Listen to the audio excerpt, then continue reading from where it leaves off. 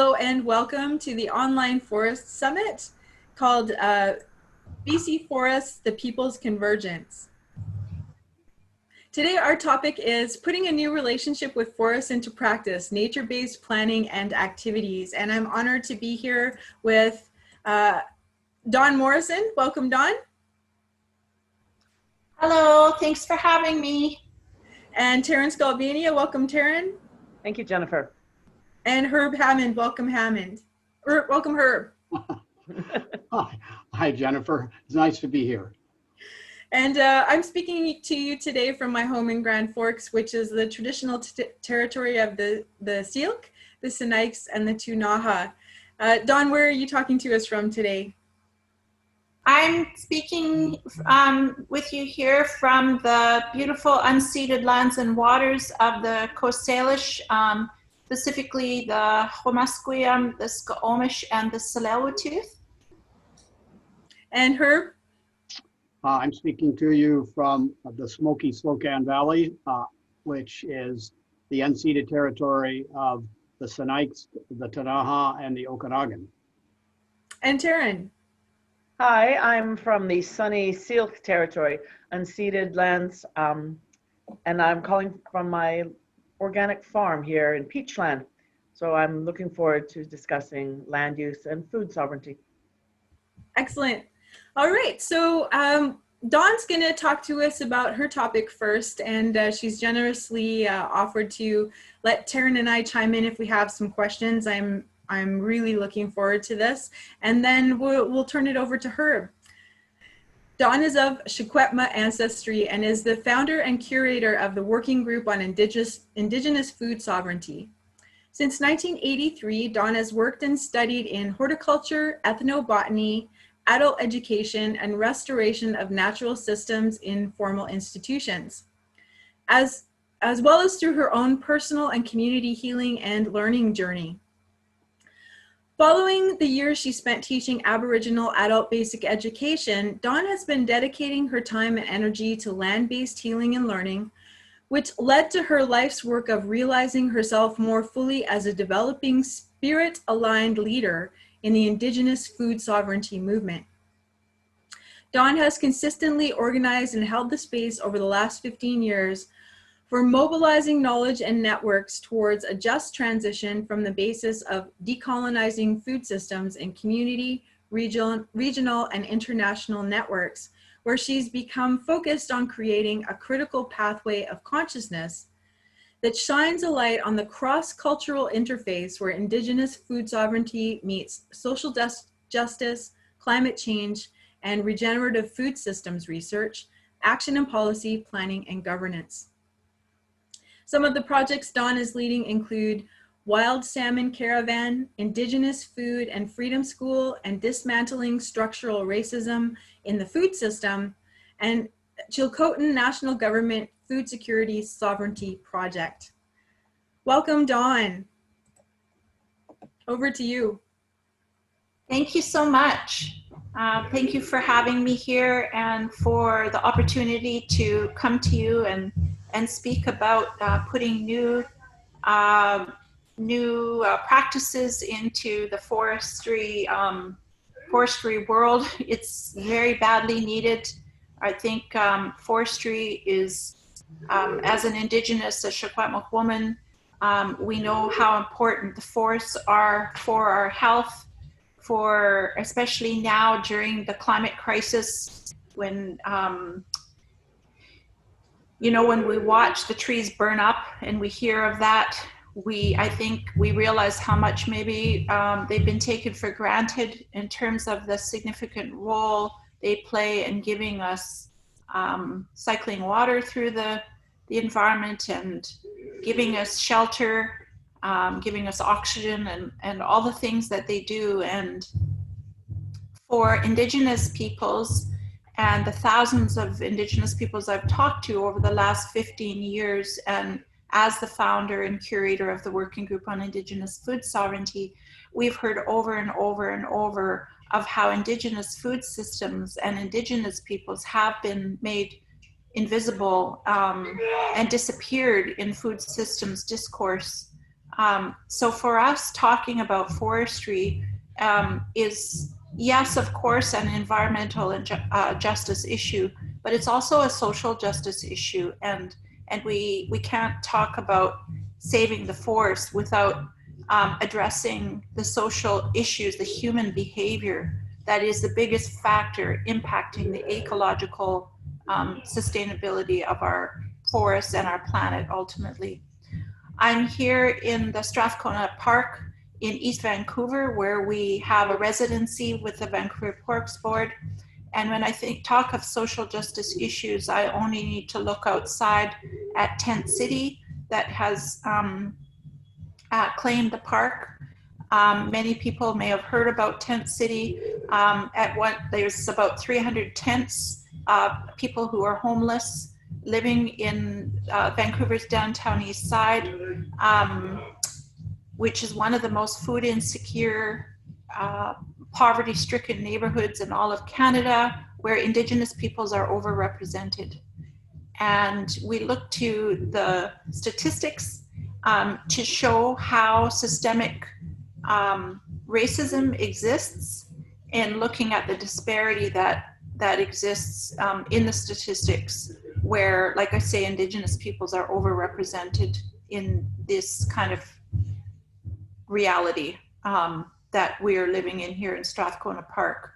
Homelessness is very much connected to food insecurity. Many people here in Vancouver's downtown east side spend all their money on rent in one of the most expensive cities in the world, and have nothing left to buy food, and therefore are dependent on food programs, and in many cases, become destitute and experience poor mental health and depression and all of the stuff that comes from not only having not enough food or a place to live, but also having access to land or lack of access to land for land-based healing, and developing the cultures and economies that as Indigenous peoples have always relied upon the forests, the fields, and the waterways in a broader ecological and cultural scope and scale than the way the food system has been framed in an agriculture-centric narrative that favors non-Indigenous peoples in who are able to consolidate land and water and infrastructure for food. And so these are the kind of systemic injustices that our working group on Indigenous food sovereignty works with several levels of governments and several research institutions and food systems networks, social organizations, health agencies, to really look at how we can reconceptualize frameworks for a vision, following our vision, that is a just transition to a regenerative tribal economy informed by Indigenous food sovereignty paradigms, principles, and protocols. So that vision is really creating and charting a critical pathway outside of a narrative, away from a narrative that is based on a linear production paradigm or a productionist mathematical model that is unable to deal with the complexity of a more regenerative, life-giving, holistic health model. So we know that forestry is an important part of Indigenous hunting, fishing, and gathering cultures and economies that have persisted into the present day despite the influences of capitalism and the mainstream culture that has disappeared us in the narratives for food systems research, policy, and planning and governance. But for Indigenous peoples, it still persists, and it is quite resilient still. But we need to reconceptualize the way we manage and the way we operate in various programs.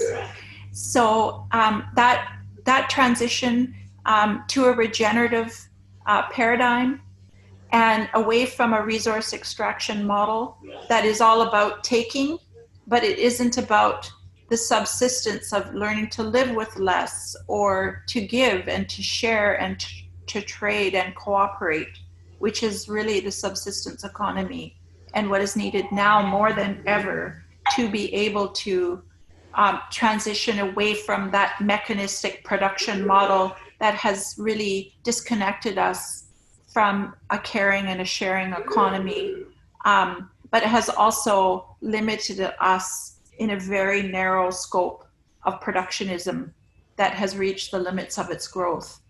We cannot stand to watch our forests be degraded and eroded by the large amounts of timber and the way that the forests are being managed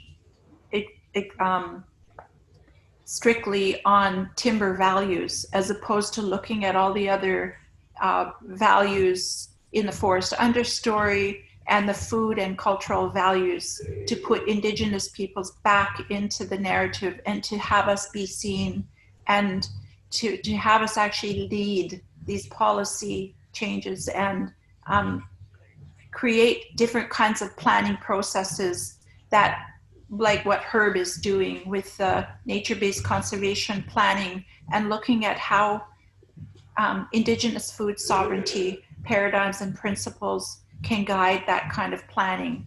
That is a serious need that we have. There is no system or planning processes that are actually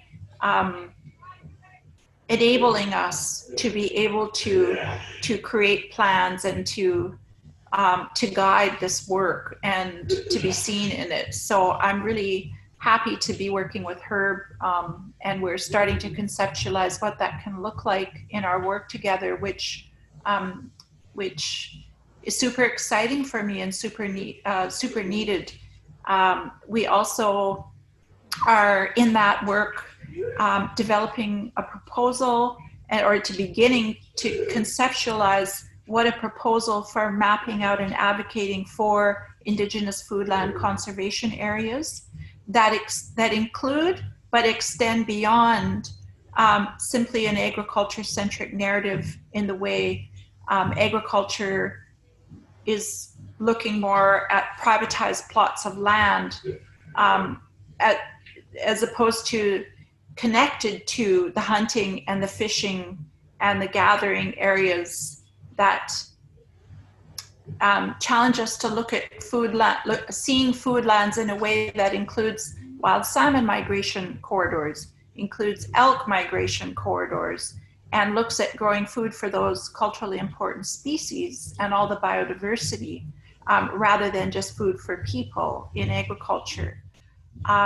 We know that agriculture has led to the decline of health of humans and ecosystems since the time it was introduced 12,000 years ago. That's a scientific fact, that there's evidence to show that. So we really need to expand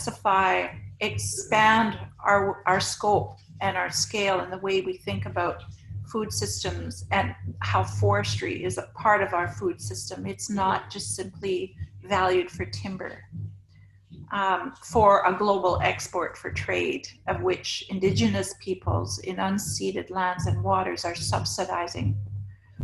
One of our leaders, the late Arthur Manuel, with the Indigenous Network on Economies and Trade, was the only Indigenous person to ever have an amicus curiae brief accepted by the World Trade Organization.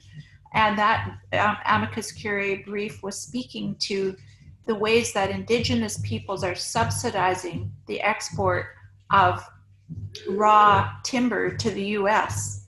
And Indigenous peoples are subsidizing it because those logs were being taken from unceded lands and waters without any compensation to our people.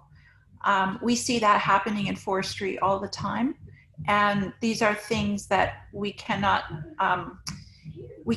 let go to rest until we've actually had some justice come to the issue. And at the very minimum, at this critical stage where we're living in so many social and ecological crises, with the climate crisis, with the large-scale extraction and the devastation, the erosion of the ecological integrity, of which we all rely upon for our food, that we must be willing to expand our minds and find solutions that really are infinite and that really can happen if we all focus and make the changes that are needed. So, can I ask you a question, Dawn, about you're talking about infinite, right? And you had also mentioned a subsistence economy. So can you talk a little bit more about how a subsistence economy works and some examples from your people? Yeah, it's really an important piece because I think a subsistence economy, number one, is about giving, it's about sharing, and it's about trading. It's not an extractive model. It must be reciprocal, and it can only be sustainable if we're giving back as much as we're taking. Where the resource extraction economy is really about extracting. It's about taking. We're seeing that all over the planet. Taking minerals, we're taking logs, we're taking oil, we're taking water, and we're not giving back. And that is not sustainable. And we're seeing the results of that now with the climate crisis. The climate crisis is in large part caused from the extraction of oil and the burning of those fossil fuels. It's about the extraction of the carbon from the soil. In agriculture, large-scale agriculture, every time you plow up a really large area, you're releasing tons, you're extracting lots of carbon out of the soil and into the atmosphere. It's about extracting minerals without giving anything back and disrupting the balance of the earth surface. So a subsistence economy is really reciprocal. It's giving, it's sharing, it's trading. It's the things that humans want to do the most. We all want to be loved. We all want to be cared for. We want to live in a culture and an economy where giving it's about wealth and it's about abundance when you're giving.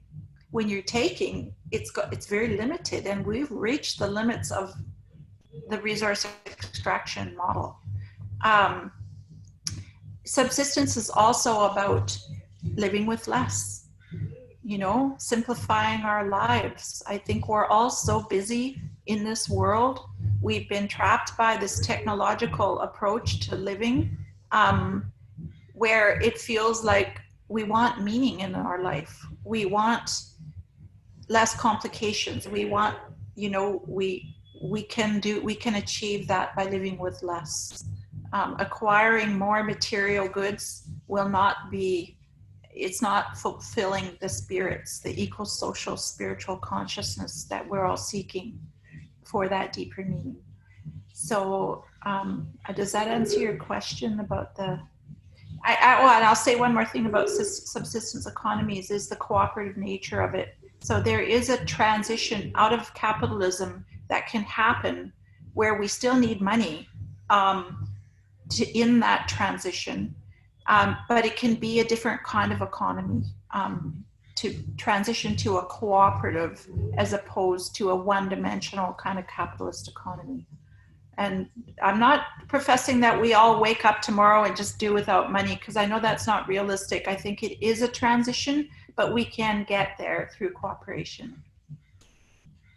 And so little groups like Taryn's group, Peachland Watershed Protection Alliance, and my group, the Boundary Forest Watershed Stewardship Society, we're working here in our communities, and we're trying to make changes to the way the land is managed and the forests are managed. And you've just brought up some concepts that we rarely talk about. And do you have any suggestions for how we might introduce these concepts? When I go and I talk to our board and it's like, okay, we're doing stream keepers, we're doing this, we're doing that. Now let's talk about how we're thinking about this. How do we introduce these topics to people when it's not really familiar to them? That's a really important question. And so when we think about a just transition away from a production paradigm, it's the mindset that we are really speaking to. So when we think about the production paradigm going back to its roots and when it was first introduced in the Industrial Revolution, and how it's reached the limits of its growth, and how it's conditioned people's thinking to think of everything in a linear mathematical model. And it's produce, produce, produce, and it's based on a mechanistic Cartesian worldview. That mechanistic worldview is where I feel like we've mechanized the spirit and the soul out of the food system, because we are not machines and we do not have dominion over nature. As Indigenous peoples, we know that we work with nature. We don't control it. We don't control our food system. We don't control the land. We can only control ourselves and our own behavior. And so that production paradigm and the belief that we control nature, or that we are just a part of a machine, is really what we need to bring people back to the spirit, that regenerative, life-giving spirit that makes our hearts beat and our lungs breathe involuntarily. I once had a person that said, "Oh, I'm not a spiritual person." And I'm like, well, what do you think makes your heart beat? Do you do that by yourself? Is there a higher power? Is there a spirit? And so really bringing us back to that regenerative, life-giving capacity of our bodies to live and to breathe and to heal. I mean, that's what the healing process is our bodies regenerating, and it's powerful, and that's infinite. And it gives me so much hope.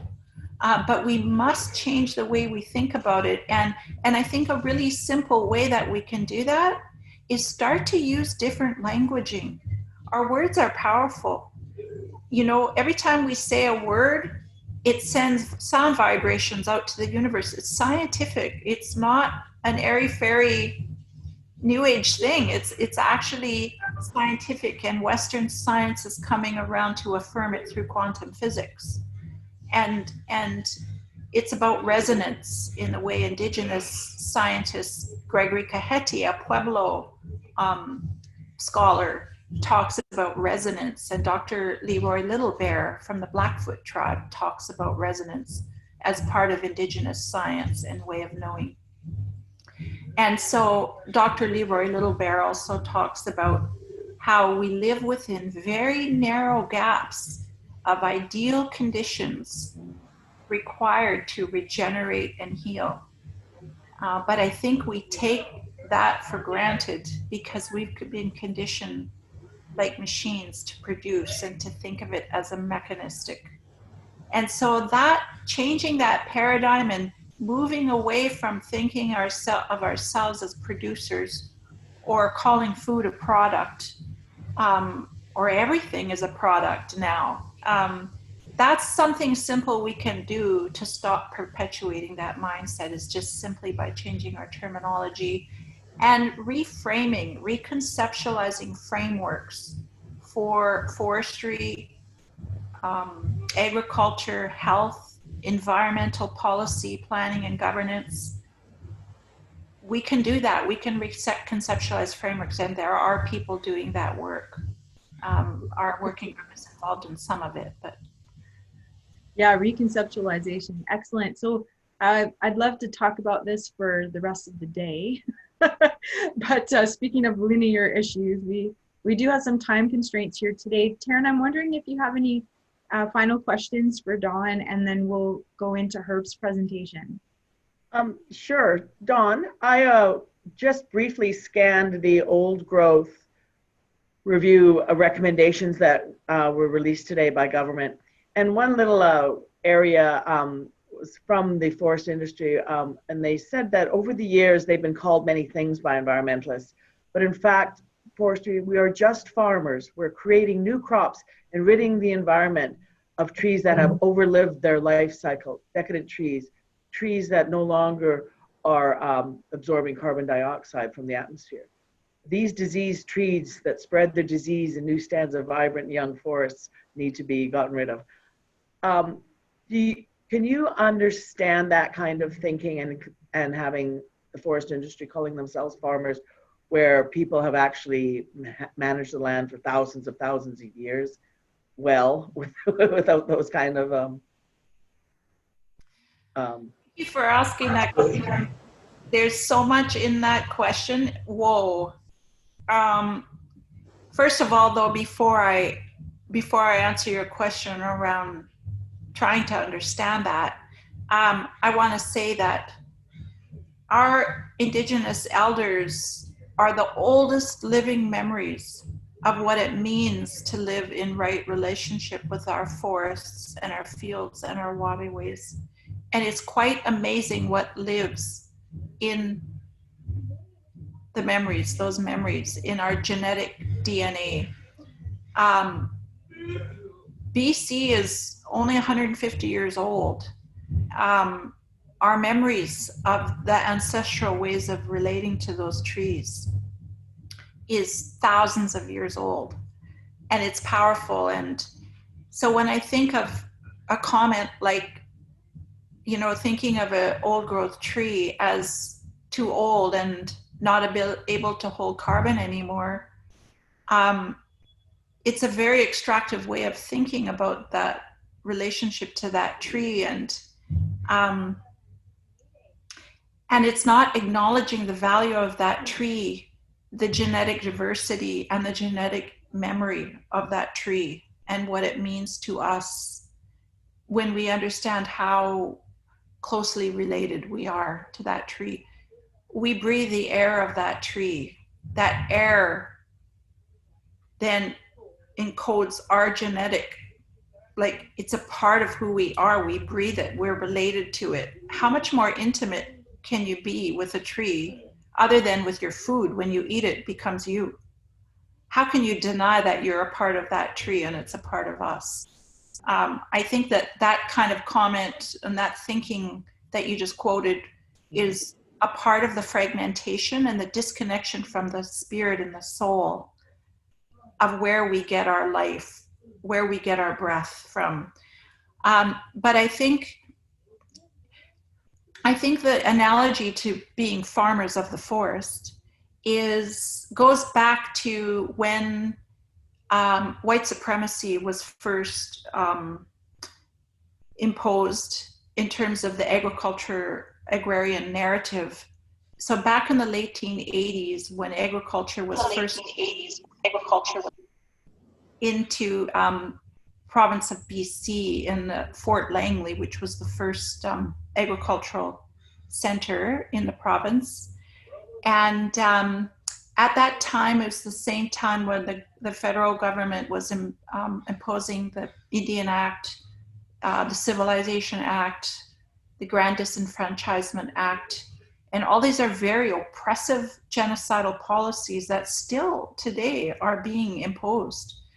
And that was also the same time when they were imposing the agrarianism and a cultural hierarchy that placed agriculture as superior to the hunters and gatherers, who are still persisting. We're still holding that knowledge in our memory. We still live that reality.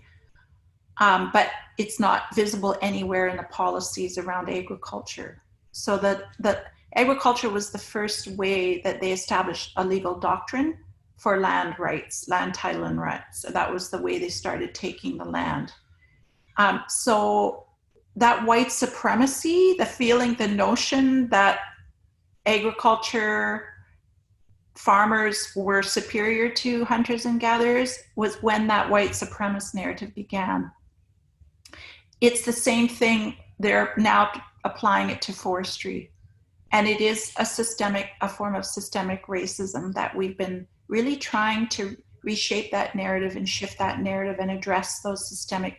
We're seeing Black people Indigenous people, people of color being shot and murdered by police. That's a part of the same narrative and thinking that has to change. And I'm highly encouraged and inspired by a huge number of young people that are seeing that, like white settler youth of these families are seeing that and seeing the wrong, how wrong it is, and they want to make change, and they're mobilizing and I won't name a lot of organizations in this because that's for them to do, but there's some national organizations with young people leading, and they want to shift that racist narrative because it really does go back to when it was first introduced through agriculture. So I think the same applies in all the sectors. And that's what that quote conjures up for me as an Indigenous woman. Thanks for that question, Taryn, and thank you for that response, Dawn. Now, on another note, you know, time-wise, we're behind. This is a little section here I'm going to delete out. We need to just have a little discussion about how we're going to proceed with time. So it's 2 o'clock now. I need to turn off this Zoom call at 2:25 and go on to another Zoom call at 2:30. So a couple of options. I want to run it by you guys. Herb, I'm wondering if there's I think it would be great if we had a discussion right now and then maybe come back later. And I don't know if you have time for this, Herb, but we record your formal presentation maybe later today. I don't know what your time is like. What options are you guys thinking would work best for you? I can do it a little bit later today, as long as a little bit later isn't too late. So like around 5 o'clock? That's getting late, but if we can do it at 5, that sure.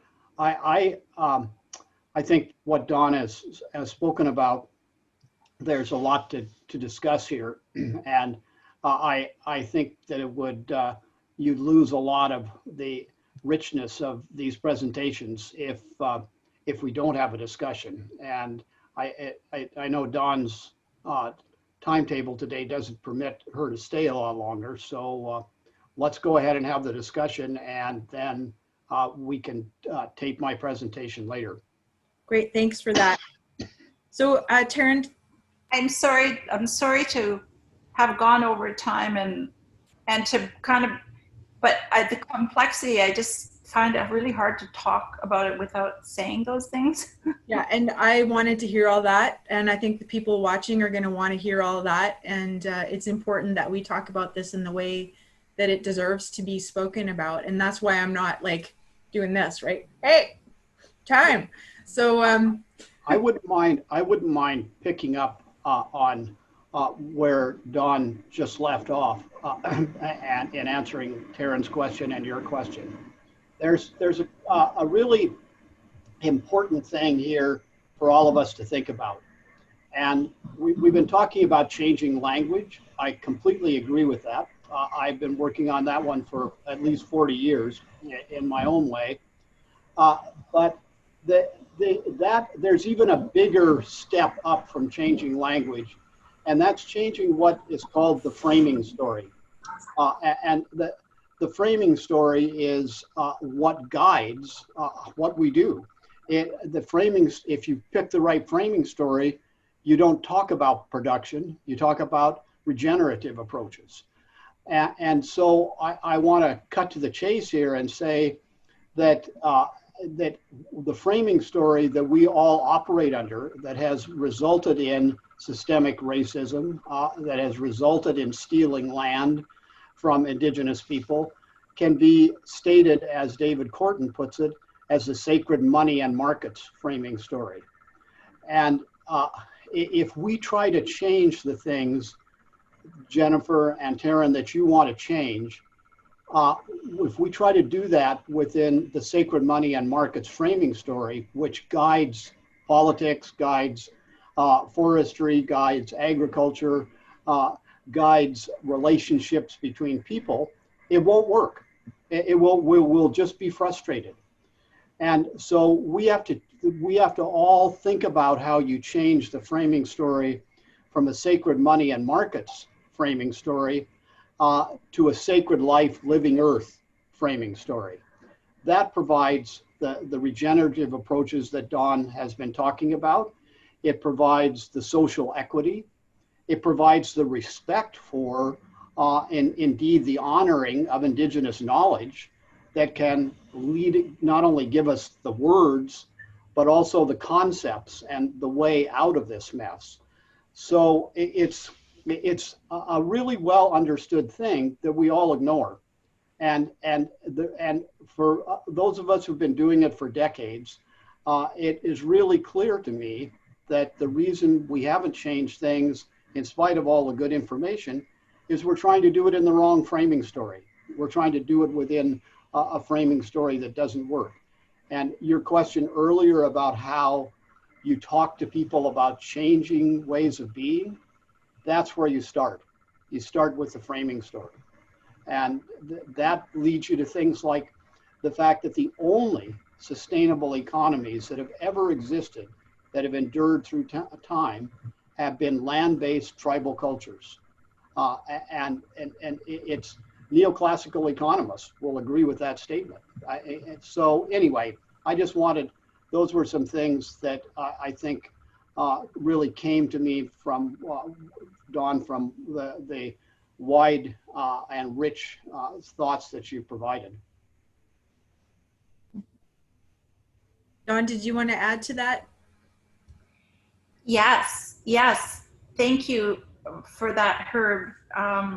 The framing story, especially for Indigenous peoples, like we have lived here for thousands and thousands of years, and we didn't have a system where we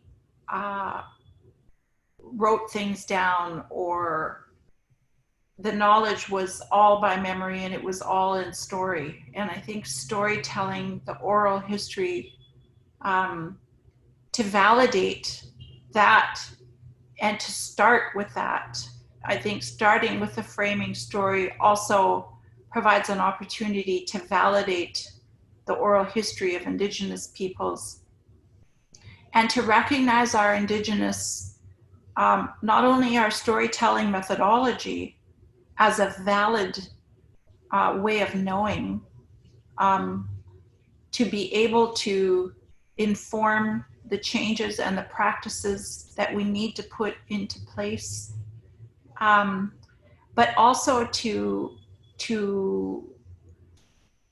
find the solutions and to be able to support Indigenous peoples to build the capacity to lead that and to be able to protect and conserve and restore our knowledge in a living reality of it, because we're losing that.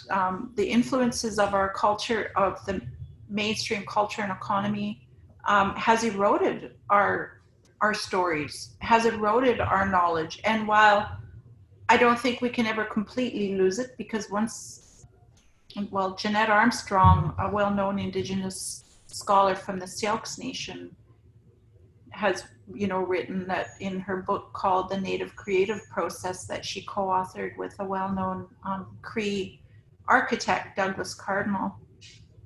In that book, she says that once knowledge has defined, it can never be lost. Our knowledge is out there. Ancestrally, we can recall it. We are in a process of remembering that knowledge that we've been disassociated with through trauma and the experience of colonialism. But I think to be able to have a framing story and to really validate Indigenous knowledge and hold it up and support us in our process of regenerating and healing our cultures so that we can recall that knowledge is such a critical part of this movement. Because, that means funders have to change the way they fund. That means that human and the technical support that we need to do it, that we need support in being able to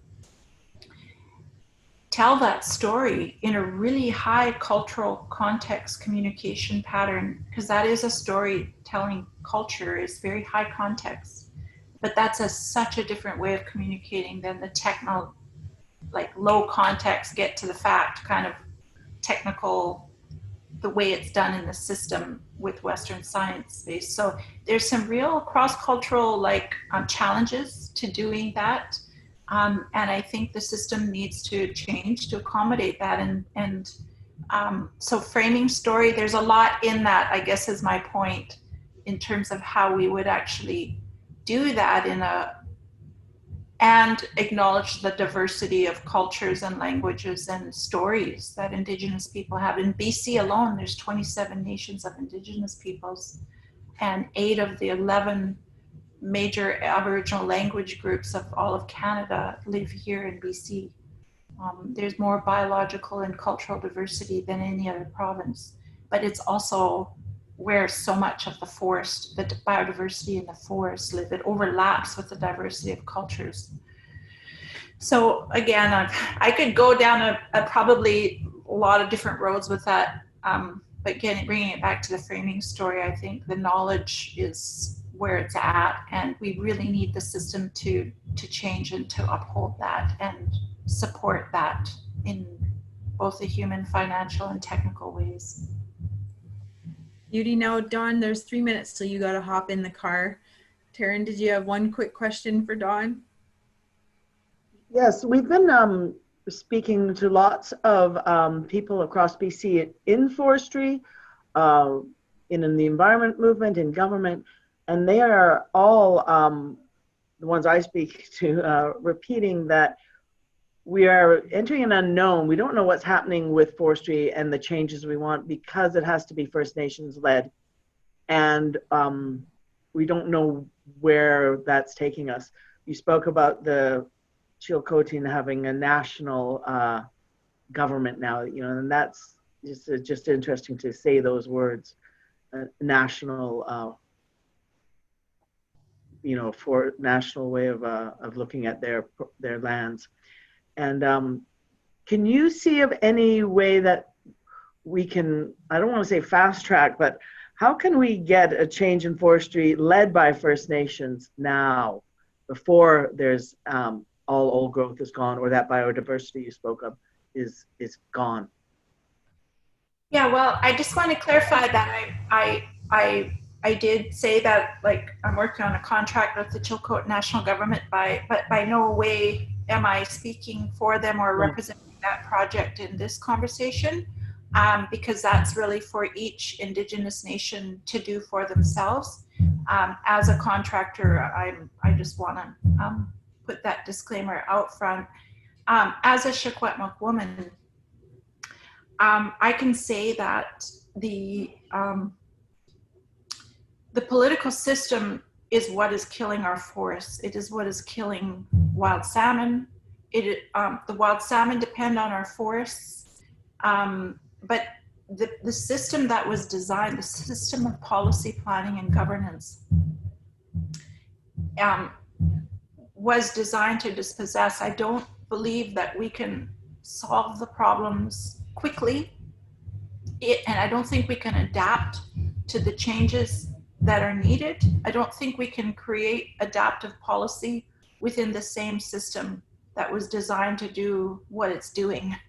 I feel as though we need to, again, have financial, technical, and human support to be able to mobilize knowledge and networks on the ground, so that we can continue to put pressure on governments who seem to be prioritizing global export for trade rather than the health and well-being of the citizens here. I feel like that has to come from the people, from the ground up.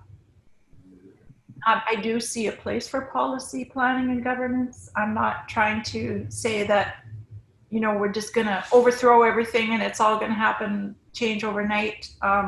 Again, it's a just transition. I think that mapping out and finding out who are the advocates who are working within the system who do want to make change. I think they exist. But I think without mobilizing more numbers, I'm concerned about whether or not, how this can happen. We are doing that. There is a huge movement. I think food is a framework that will bring people together. That's an actual quote from the late Jones Ignace Wolverine, and my uncle Wolverine from my home territory.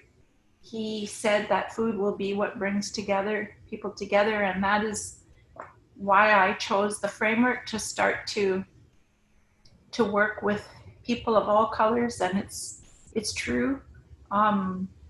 We all eat. We eat our food. It becomes us. Food comes from the land, so we're part of the land. And it seems like a really natural point of entry to talk with people about this. And it's happening now at such a scale and a rate that we almost can't keep up. So we are hosting the Wild Salmon Caravan, where we will be talking with a group of amazing Indigenous thought leaders around some of these issues on a panel discussion on Sunday, September 20th from 11 a.m. till 12:30 p.m. Pacific time. People like Marilyn Baptiste, Eli Enns, Marilyn's Chilcotin, Eli Enns from the New Chalmouth, who's led establishment of a tribal park. Marilyn was a big part of stopping Taseko Mine. And Daryl Bob from the Statliam Nation, who's done a lot of really great work on fishing rights, and then an Indigenous fisher person named Peter Owies from South Africa, who will come and talk about Indigenous fishing rights there, where the system of apartheid was modeled after the reservation system in Canada. So there's a lot of parallels and some amazing thought leaders that give us a lot of hope on how they're doing work in their respective territories. And so when we think about what can happen, always trying to look at what is actually working and how we can mobilize people, because I think we do have to see the reality that it's pretty dark what's happening, but darkness can be also a place where you make love. I heard somebody say that on the radio the other day. I'm like, I'm going to use that. And there's some beautiful things that can come out of it. So thank you for that, Dawn. That's a great positive note to end on. And I know that you have to hop in the car and go to your next appointment. So thank you so much for your time today. Okay, thank you. Take care. Bye. See you, Dawn. Bye. Just add something that's important right here that will fit with what Dawn said.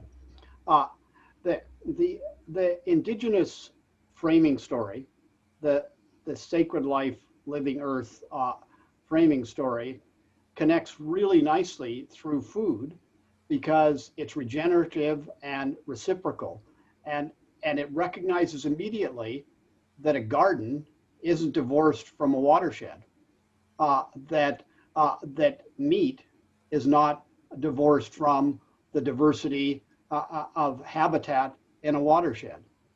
And so when you connect those things in a regenerative way, then you realize that we have to look at whole systems. And if we don't look at whole systems, we end up doing what we've done in agriculture, propping it up with artificial fertilizers and pesticides, to which there is an end. And in forestry, we prop it up by cutting smaller and smaller and younger trees, rationalizing that this is another production kind of approach. But both of those are dead ends. Herb Hammond is going to follow up Dawn's presentation. He's also going to talk about some nature-based planning and practices and link it together with all of the information that Dawn shared with us. I'll just say a little bit about Herb right now. So Herb is a registered professional forester and forest ecologist with 40 years of experience in research, industry, teaching, and consulting.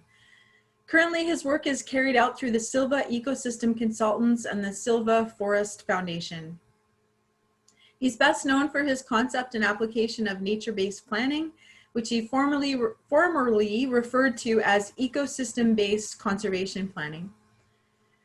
Herb defines nature-based planning as the protection and ecologically responsible use of ecosystems through all scales of time and space.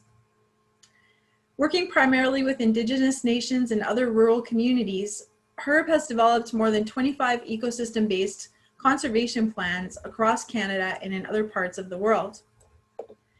He holds a Bachelor of Science in Forest Management from Oregon State University and a Master's of Forestry from the University of Washington. He is the author of Seeing the Forest Among the Trees, The Case for Holistic Forest Use, which won the Roderick Haig Brown BC Book Prize in 1992, and also the author of Maintaining Whole Systems on Earth's Crown, Ecosystem-Based Conservation Planning for the Boreal Forest. He's currently working with two other people on another book to be published on applying nature-based planning, ecosystem-based conservation planning to restore urban areas. The book's working title is Inviting Nature Home, an ecosystem-based approach to cities. He's also working on a book about nature and our place in her complex fabric. And this book describes a new reality that's necessary for our survival and how to get there in the face of the climate emergency. All right, thank you so much, Herb, and over to you. Okay, thanks, Jennifer. Before I show you some images here and talk a little bit more about nature-based planning, I want to emphasize a couple of things that tie to what Don had to say. First of all, nature-based planning can be seen as a way of living. It's a way of living that I owe a deep debt of gratitude to Indigenous people that I have learned from across Canada and in other parts of the world. That we have to change our way of being if we're going to see our way through the climate crisis emergency and the biodiversity crisis. The other thing that I wanted to say is that people can think of what I'm going to talk about as a way of managing human activities in forests and other ecosystems, not about managing those ecosystems themselves. Managing is an interesting word. I have a degree in forest science and forest management. When I was a young person, I looked up the word management and discovered that it meant to manipulate. And I was really glad that I didn't have a degree that said forest manipulation. But unfortunately, that's what's happening in our forests. So the challenge is for us to recognize we don't know how those systems work. And if we don't know how those systems work, then goodness me, how can we have the arrogance to say we know how to manage them? So nature-based planning is a way of living that manages our activities in forests and other ecosystems so that we can continue to receive their benefits without damaging those systems. So let's, I'm going to screen share here. Oh, what we're going to talk about today is putting a new relationship with forests into practice, nature-based planning. And a key aspect of that is protecting and restoring ecosystem integrity and biodiversity in the climate emergency. That's a big topic, but we can at least introduce it here. It starts with drops, individual drops of water. We have to see it with that, at that fine scale and with that humility. Water is the connector. Water is the veins and arteries of the earth. In nature-based planning, water is the priority. And that priority is seen through intact primary forests.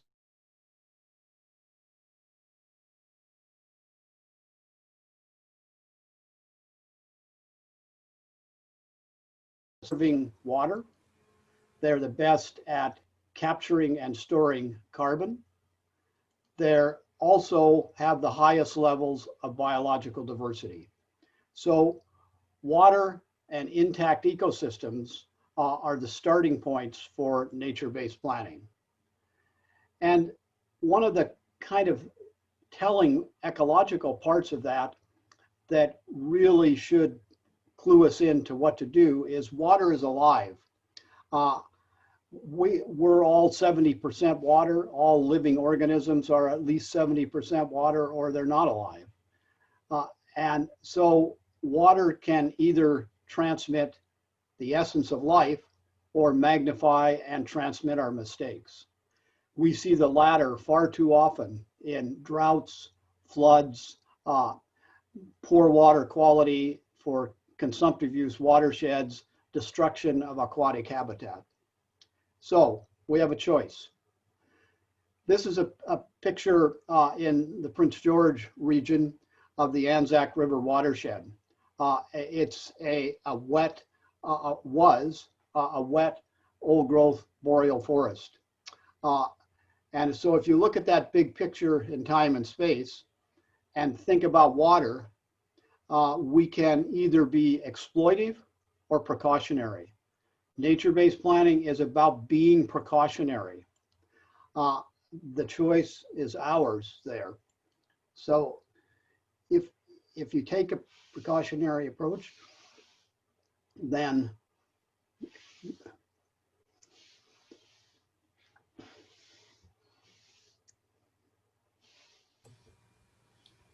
Herb, we've lost you. Herb, I haven't been able to hear you for a minute. Can you hear me, Herb? I can hear you. Okay, can you go back to that slide? Yeah.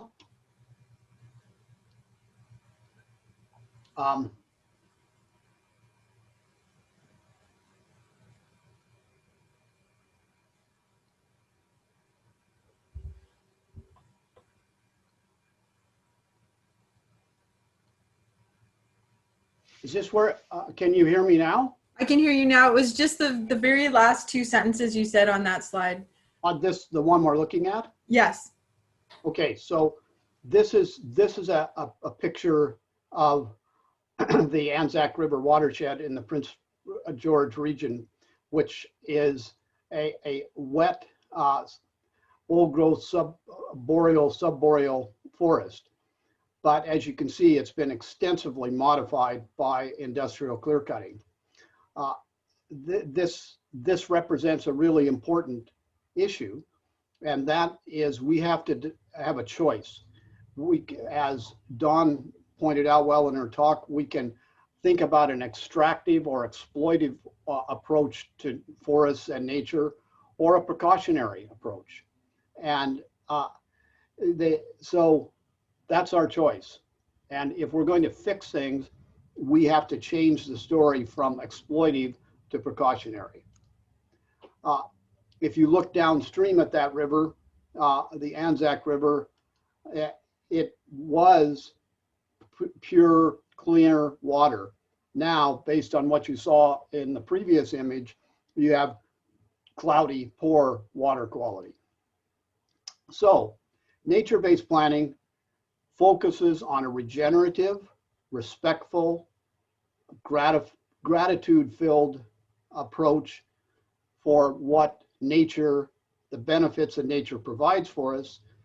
And that's then represented by us taking a reciprocal relationship with nature and forests, making sure that we give back as much as we benefit from those systems. So the natural unit for nature-based plans are watersheds. Watersheds can either be infinitely or very small, as like every crease on the face of the earth is a watershed, or the whole earth is a watershed. This picture of the Athabasca River, you can see medium-sized watersheds, but then there's little watersheds that contribute to them. So protecting first, and then using in careful ways or managing watersheds, water quality, quantity, and timing of flow are the starting points and reference points for nature-based plan. Things that we call quote unquote resources in an extractive mentality are things like timber, minerals, tourism, urban development. Those need to be seen as byproducts. They're the things that we can do some of, provided that we protect water quality, quantity, and timing of flow. So a nature-based plan really is a path to a new relationship with Earth. Jeanette Armstrong has a really nice way of saying it that you can see there. Ethical contact within nature is based on reciprocity, is based on giving back. That's a really, really fundamental understanding that we need to apply. Nature-based planning sees the forests and all aspects of them, all aspects of ecosystems, as identities to be respected, not objects to be dominated. That's at the core of reciprocity and respect. And it sees a really important hierarchy. Economies are part of cultures, and cultures are part of ecosystems. So if you play that backwards, or play that back from the end, if you take care of ecosystems, you always have healthy cultures. And if you have healthy cultures, you'll always have healthy economies as part of those cultures. Because all an economy is people relating to people, providing the goods and services they need. And as I mentioned in our discussion with Dawn, the only economies that have ever proven to endure through time are land-based tribal economies. So we need to learn from that. A concentric approach means that we're related to everything. And I've had the good fortune to work with Dennis Martinez, whose quote I put here for you to consider. The real essence of this quote is that it's a way of life that includes relating respectfully to all life as kin and to the earth as a nurturing mother. There are no natural resources when those beings are your kin, who must be approached with respect before harvesting. Dennis coined the term concentric, and he and I have worked together on for a number of years in ecocultural restoration practices. Dawn has also been involved with us on those as well. So the principles of nature-based planning can be described succinctly, starting with focus first on what to protect, then on what to use. So protection ahead of use. What to protect: fully functioning forests, fully functioning ecosystems, from the small scale of this darning needle on a bluebell to entire watersheds. Robin Wall Kimmerer says it really well when she reminds us that we inhabit a landscape of gifts, peopled by non-human relatives, the sovereign beings who sustain us. That's the kind of humility and respect we need. These plans operate on ecological timeframes, not one-year profit and loss statements or 4-year development plans, but 250, 500 years and beyond. They're structured so that generations of people live through them and modify them as we know more about how ecosystems work in order to protect them. That's particularly important in this climate emergency and the era that we live in. So full cycle plans from salmon, full cycle plans from plants, trees, full cycle plans for water, full cycle plans for the rocks and minerals under the water. So there's two essential priorities that we've been talking about. The first priority is to protect or restore ecological integrity. The parts of the ecosystem and how they work cooperatively together. And the second priority is to provide for balanced human and non-human ecosystem use across the landscape. So we want to be sure that from woodland caribou to mycorrhizal fungi, that they have those beings, those kin, have the land and their needs met. If for no other reason, the selfish reason that they are at the root of providing the benefits of water and air, carbon storage, spiritual renewal that we need. So that's done in plans through identifying and respecting ecological limits. Ecological limits mean that these are places of sensitivity within ecosystems, and if we don't respect them, we can easily damage not only their functioning, but the functioning of a much larger part of the ecosystem and watershed that we're talking about. What are some examples? Well, shallow soils, very dry or very wet sites, steep, broken, unstable slopes, snow-dominated ecosystems, places that have high snowpacks influence how trees and other vegetation grow. Every landscape, every watershed has unique and rare habitat. Threatened and endangered species. That's become a really important one that, quite frankly, forestry almost ignores. I mean, we give a token shrift or token attention, but not the real attention that we need in terms of protecting ecological landscape integrity.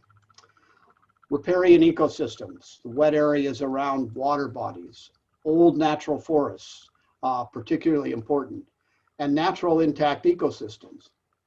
All of these become part of what you'll see in a moment in a nature-based plan of being part of a protected network of ecosystems. So the priorities are achieved in protecting the ecological limits and land and ecological integrity through a system of networks of ecological reserves and cultural reserves. That's done across scales, from very large areas down to very small areas. So let's look at an example of one of our plans that the Innu Nation in Labrador have, or Nitassinan, have given me permission to show you. This was an area of almost 7 million hectares, multiple big watersheds. And so we start with that big unit, and I don't have time to explain all the details here, but you can see that at that big landscape level, those big green areas are large watersheds that are completely protected. The blue area is an important group of watersheds for a particular caribou herd, the red wine caribou herd. And then the blue areas here that join the protected areas are linkages. If we zoom, this process of multiple spatial scales is like a zoom lens on a camera. We're zooming in to smaller areas and getting more and more detail. So here we've added to the linkages, we've refined, we actually added to this one watershed protected area because as we zoomed in, we learned more. Orange areas link smaller watershed units, which are the forest management areas or the watershed areas where we develop plans. And then down here to this individual watershed, all the red areas are all ecologically limited sites because they're very wet forests. If the blue areas are riparian reserves around all water bodies and creeks. And eventually we, through a process of discussion with the Innu and that understanding all of these ecological limits at various scales, they decided there was an area here where they could practice forestry. And that became what we called the forestry block, which is the finest scale of ecological reserve network. Notice here, we identified some more wet forests. We identified some more small riparian reserves. These green things are little wetlands. The two kind of stippled green and white areas represent areas where trees were cut. Not clear cuts, there's still forests there. The less stippled area were small holes that were cut in the forest. The denser green represents individual tree selection in that part of the forest. So when you get here and when you're done, you still have a forest, not a clear cut, not a degraded system. Here's an example of what that looks like in the Shawnigan Lake watershed, which is a little bit north of Victoria. This is the watershed, and you see both that larger protected areas network and then protected landscape networks that protect habitat, protect biological diversity, and create connectivity or linkages throughout the landscape. Here's a fine scale plan for an area where forestry was to occur in the Shawnigan Lake watershed. You can see additional protected ecosystems and linkages here. These red areas are shallow to bedrock soils. These little patches represent small areas of remaining older forest and where in some cases linked together. All the little orange dots represent 25% of the trees that are left there permanently as full cycle trees to grow old and die, decay on the forest floor, provide for future soil, water storage and filtration in the system. So there's an example from BC. So I'm going to kind of draw this towards the end here to give you a couple of important thoughts about a conceptual view of a nature-based plan or ecosystem-based conservation plan. Notice that this diagram has more than 50% of the ecosystem that's not being affected by culture and economy in any significant way. That's important. That's not an accident.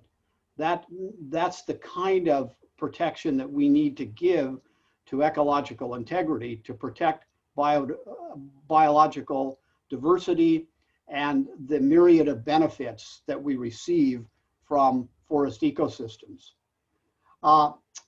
Melissa Nelson, who is an Anishinaabe, Métis, and Norwegian descent, reminds us that whatever we do to the land, we do to ourselves. And so we would treat ourselves with respect. We owe it to the land that provides for us to treat the land with respect and reciprocity. So increasingly, though, what we do in nature-based planning focuses on restoration. When you think about restoration, make sure that you first think about stopping making the mistakes that create the need for restoration. Restoration is a long-term job, one that we barely understand.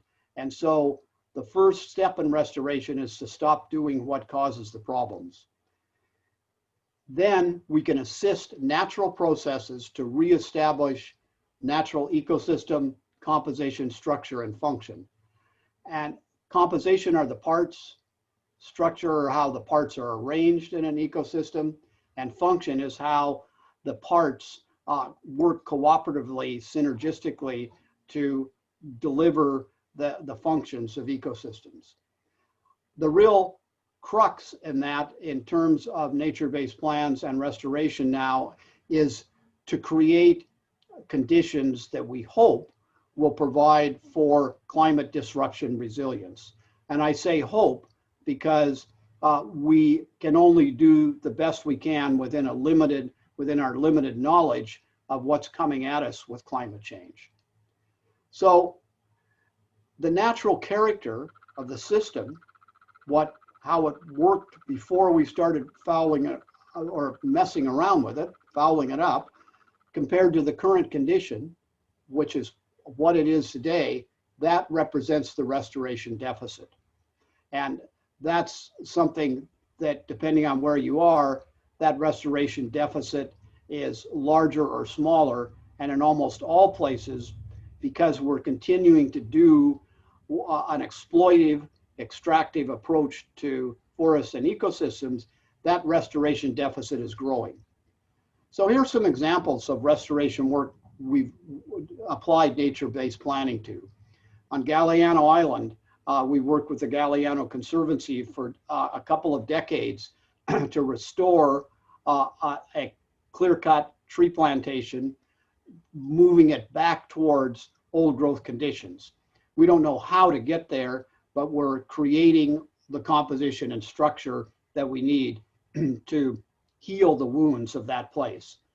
The lesson there, every clear cut is a restoration area, period. This is an example of ecocultural restoration that Dennis Martinez, whose quote I mentioned earlier, and I have worked with the Hucklip Nation to provide ecocultural restoration, not only restoring ecological resilience, but also restoring important food and medicine plants, important habitat for First Nations. I want to leave you too, though, with some thoughts that nature-based planning has to think about climate disruption and how to intervene. This is another big topic, but we'll just touch on a few important things. These treatments or interventions are intended to assist natural systems to adapt to climate change. That's the focus, not timber, not minerals, but maintaining ecological integrity within a climate change era. So we're trying to help those systems towards resilience. And the big question there is, how will climate change the natural character? And we have to, in order to come up with that, we have to choose activities that err on the side of protecting water. So when people talk about doing things in your watershed to deal with climate change, they need to start with water, with that drop where we started the presentation. Intervention is about survival of ecosystems. And we're part of those ecosystems, but we're not all of it. And we need to take that same concentric approach I spoke about earlier as humans if we're to do this right. And we're balancing carbon and water conservation of intact forests with forest survival. And when we do this, and once again, we want to err on the side of protecting ecological integrity.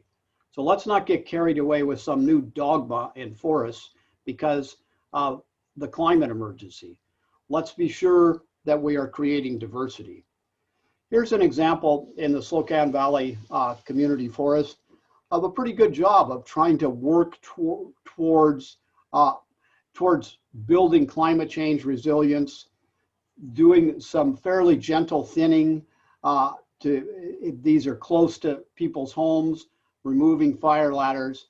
The pile of debris that you see in the center there, I would have preferred that was left scattered on the site and if necessary, chipped.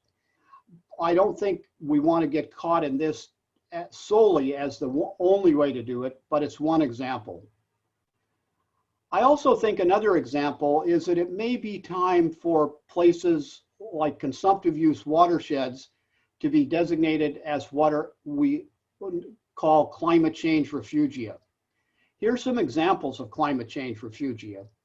The photograph on the left shows a fire and the remaining composition and structure in a fire. The one in the center shows a combination of drought and insect attacks. And the one on the right is primarily insects. So those are natural disturbances. They've left behind a forest. Those, just because there's dead trees there, it's still a forest. And it still has the parts to store and filter water. It still has a way of building soil and providing habitat. And so if we have climate change, if climate change disruptions result in these kinds of disturbances in watersheds or other sensitive areas, then we want to let those processes run their course, not get excited about that, understand they're still functioning forests. And so keeping that natural composition and structure is really important. And climate change refugia can help us do that. It really is improving chances and providing diverse options for water and biodiversity conservation. So I'm going to finish with a little bit of a philosophical note here. Earth will survive, just as this daylily in my driveway is proving, in spite of the rough situations. We need, if we're going to get to these regenerative approaches that Dawn talked about and I've been talking about, we need to start with our hearts. Our hearts inspire love, which inspires change. And to get there, we need to think like a forest or like an ecosystem in a climate disruption world, and we can have a happy ending. Thank you.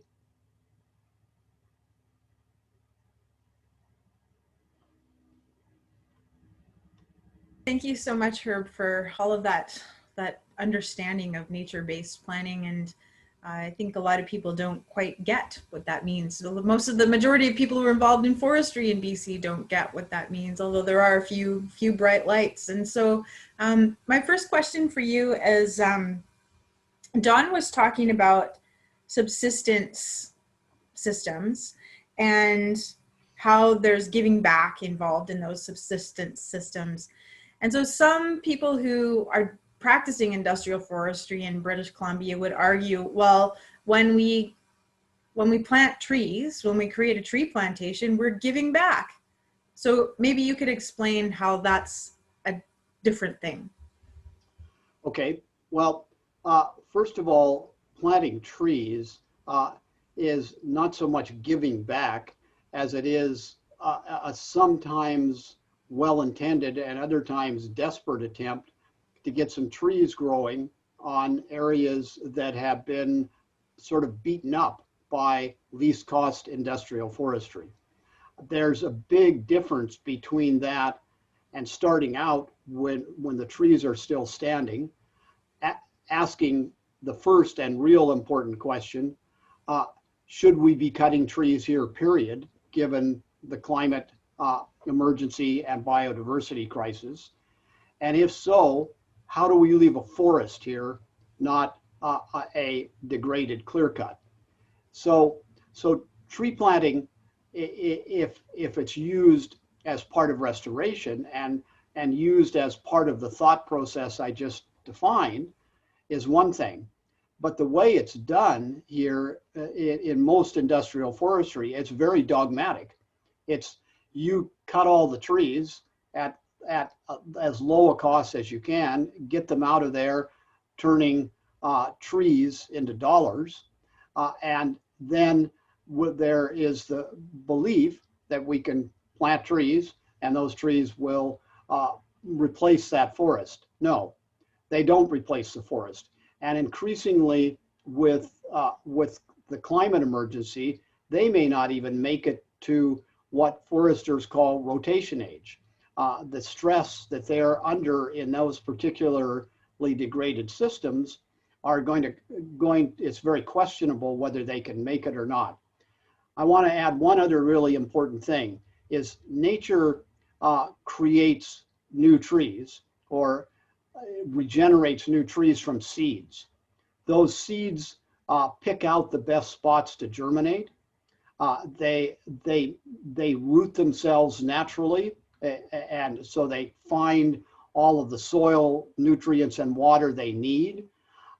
In contrast, planted trees are in most cases now, aren't even what we used to call, or what are called bare root seedlings, but they're planted in little plugs.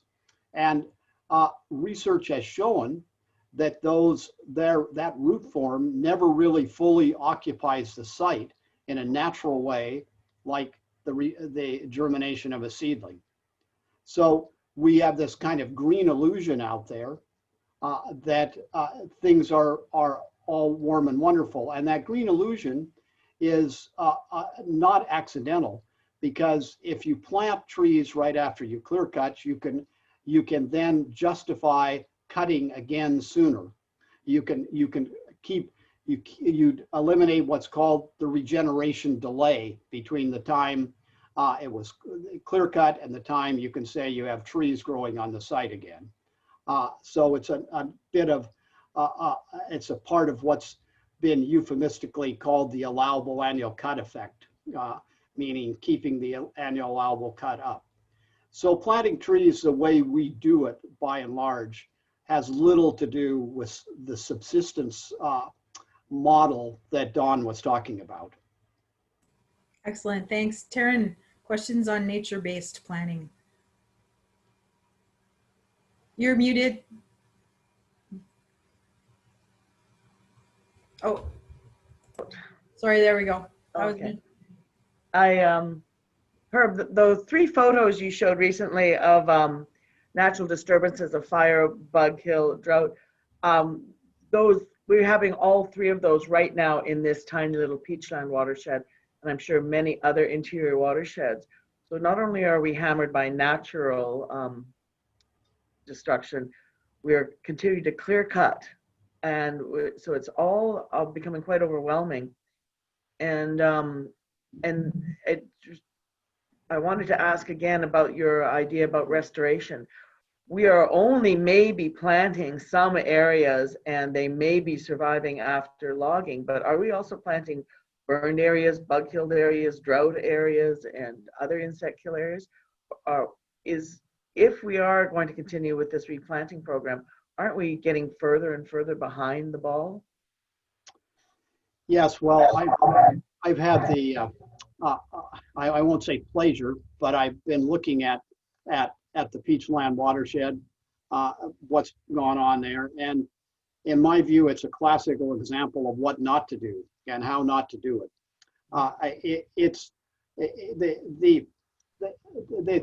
First of all, for watersheds that have been as degraded as the Peachland watershed, we know enough to say no more. You know, this area needs a rest.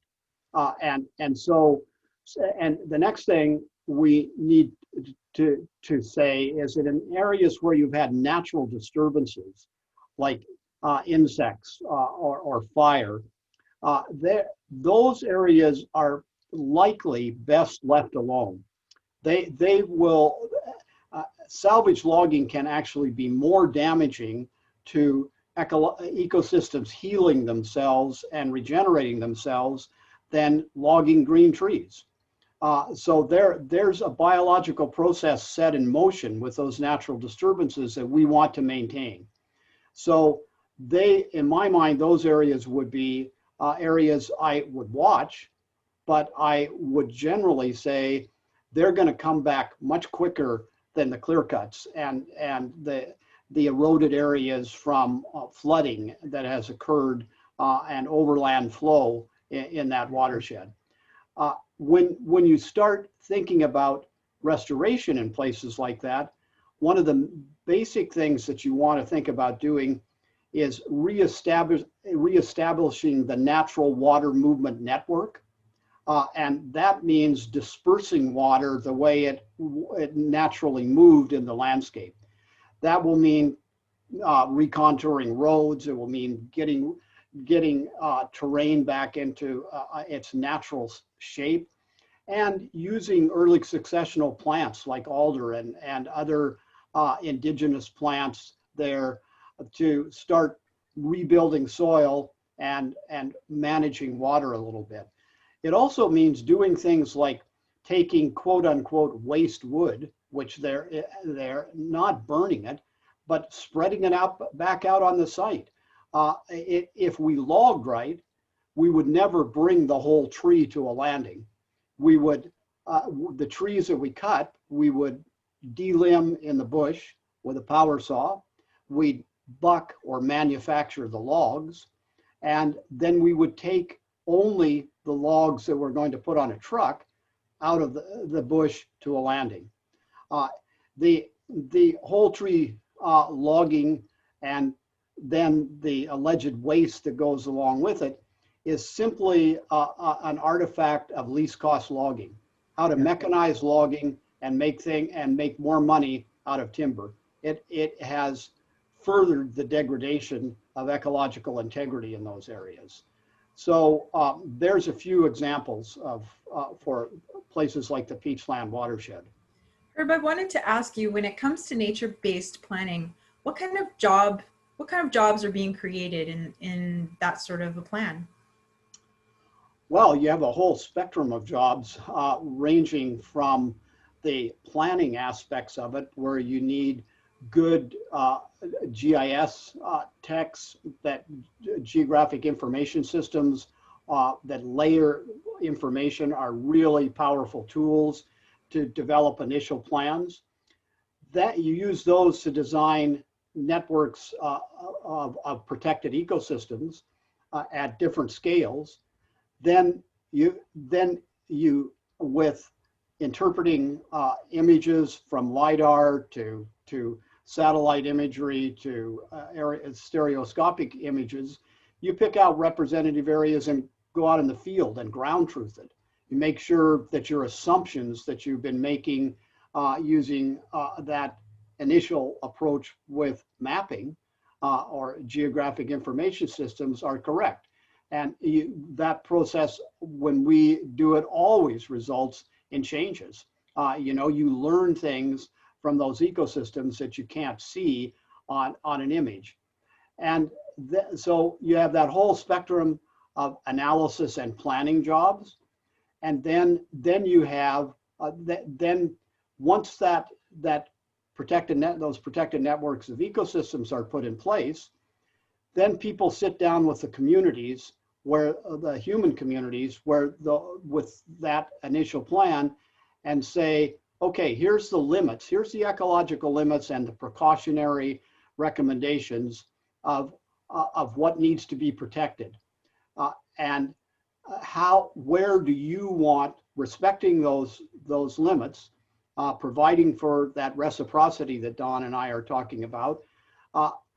What you can do some things within this landscape now, from tourism to logging to settlement development to non-timber forest products of certain types. Where do you want to do that? And that becomes a community discussion that we call designating human use areas.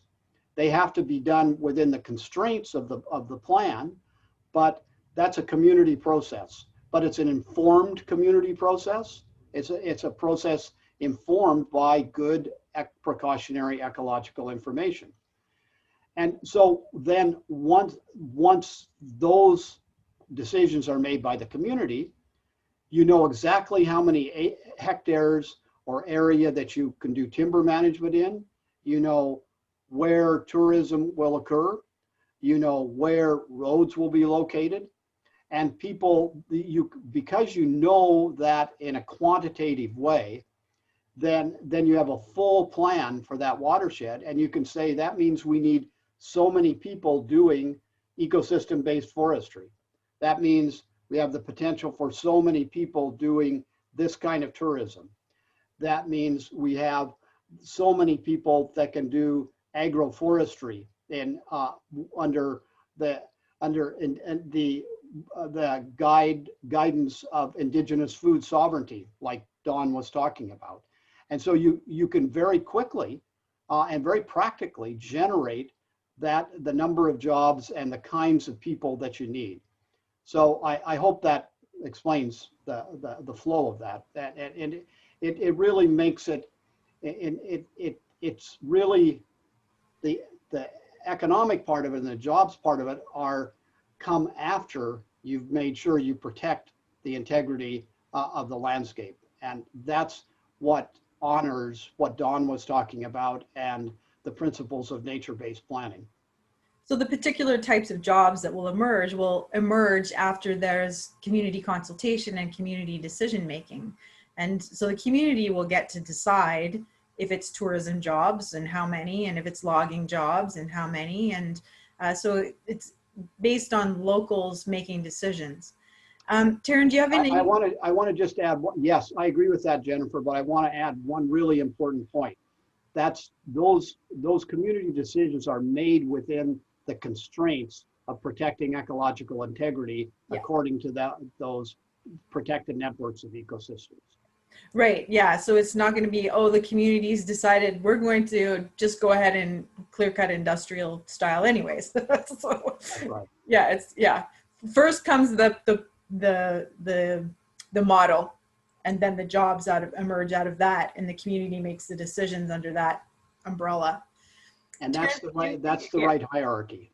Yeah, I think that would be my only final question or thought is, we often find with industry that they justify cutting down trees because of jobs. You know, for example, they'll say, oh, old trees in the forest that are dead or dying or would be better off in the carbon management perspective if we chop them down as salvage wood and plant a new crop of trees to, you know, store better carbon.